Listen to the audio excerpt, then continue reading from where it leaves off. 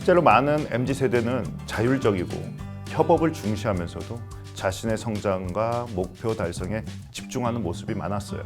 가끔 일찍 출근하는 MZ들이 있습니다. 상사가 보기에 상당히 성실하다고 할 수 있는 아주 좋은 어필할 수 있는 부분인 것 같아요. 책임이 싫어서 승진을 거부하는 MZ세대들도 있는데요.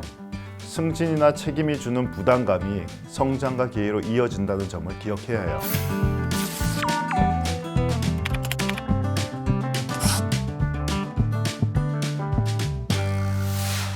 MZ세대는 특징이 몇 가지 있는데요.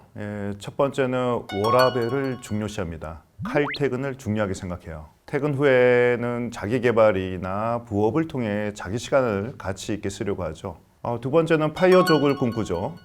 MZ세대는 경제적 독립과 일찍 은퇴를 목표로 재테크와 부업에 큰 관심을 두고 있습니다. 빠르게 자유를 얻고자 하는 욕구가 강합니다. 세 번째는 잦은 퇴사도 있습니다. MZ세대는 퇴사를 두려워하지 않지만은 퇴사 후 새로운 문제가 생길 수 있음을 깨닫고 자신의 진로를 다시 고민하는 경향이 있습니다. 실제 경험상으로는 MZ세대는 일과 삶의 균형을 중시하고 자기 성장을 끊임없이 노력하는 세대라는 점이 특징이라고 할 수 있어요. 미디어에서 자주 등장하는 MZ세대의 이미지는 몇 가지 특징이 있는데요.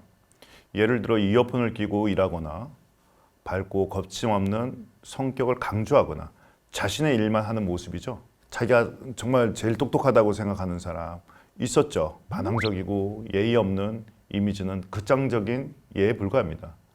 실제로 많은 MZ세대는 자율적이고 협업을 중시하면서도 자신의 성장과 목표 달성에 집중하는 모습이 많았어요. 예전에 제가 이제 일본 기업에 있었을 때 일본어를 한국어로 번역하는데 시간을 많이 들였거든요.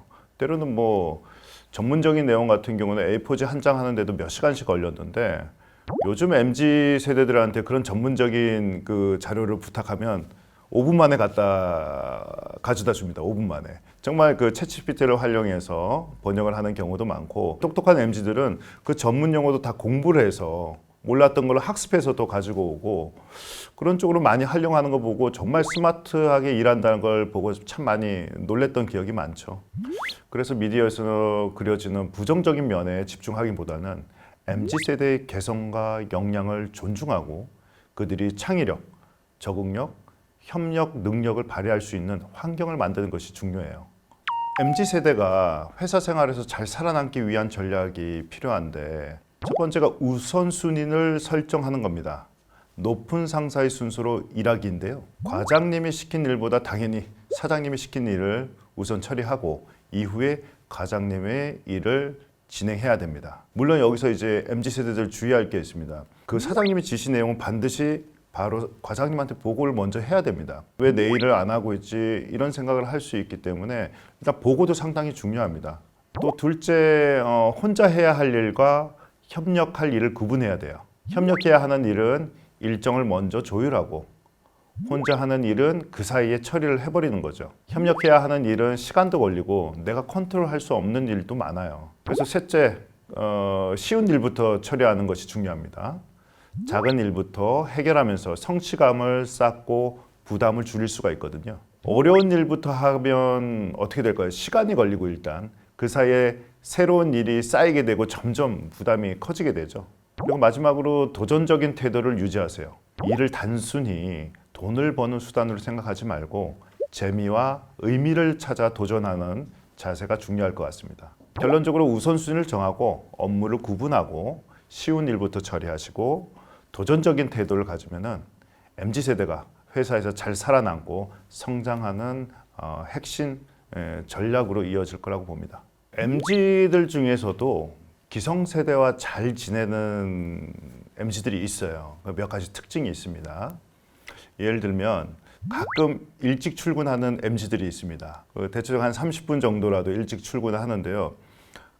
저는 일찍 출근하는 MZ들을 보면 항상 해주는 말이 있죠. 일찍 출근했네. 이 일찍 출근했네라는 말이 상당히 큰 칭찬입니다. 예, 그 사람이 일을 잘하고 못하고를 떠나서 아무도 없는데 상사가 보기에 상당히 성실하다고 할 수 있는 아주 좋은 어필할 수 있는 부분인 것 같아요. 또 하나는 보고서 얘기를 조금 하고 싶어요. 제가 부탁한 거 이상으로 그 글자의 사이즈를 바꾸던가 색상을 바꾸던가 이걸 A3로 좀 더 상사가 볼 수 있게 잘 볼 수 있게 해서 갖고 오는 경우가 있어요. 그러면은 이 MG는 상사하고의 공감 능력이 있다고 판단할 수밖에 없어요. 정말 인정해 줄 수밖에 없죠. 이런 MG들은 승진을 시켜줄 수밖에 없을 것 같아요. 우리 직장에 들어가면은 일이 재미없다고 느낄 수 있는데 내가 평생 할 수 있는 일은 없을까 다 고민을 하실 거예요. 근데 천직을 발견하는 방법이 있습니다. 천직은 지금 하는 일을 천직으로 만들어 버리는 거예요. 지금 하는 일에다가 내가 애정을 갖고 꾸준하게 한다면은 그게 바로 천직이 돼요. 한 가지 예를 좀 들어드리면은 박스를 옮기라고 저한테 지시를 했습니다. 좀 무거웠어요. 너무 귀찮았어요. 하지만 그걸 옮겼어요. 단순하게 옮겼어요. 그리고 끝났지만은 박스 하나로 옮기더라도 이 상사가 나한테 왜 이걸 시켰을까? 이 박스 안에는 무엇이 들어있을까? 여쭤보고 그 다음에 이 옮기고 났을 때 어디에 놓을까? 사람들이 불편하지는 않을까? 이런 걸 생각하면서 우리 직원을 위해서, 상사를 위해서, 우리 회사를 위해서 박스 하나로 옮기는 것과 그냥 시켜서 옮기는 거하고는 아주 큰 차이가 있을 거예요. 박스 하나 옮기는 이 단순한 업무에서도 우리도 의미를 찾을 수가 있어요. 그런 마음으로 일을 하나하나 쌓아가면 내공이 생길 겁니다. 자신감도 생길 거고요.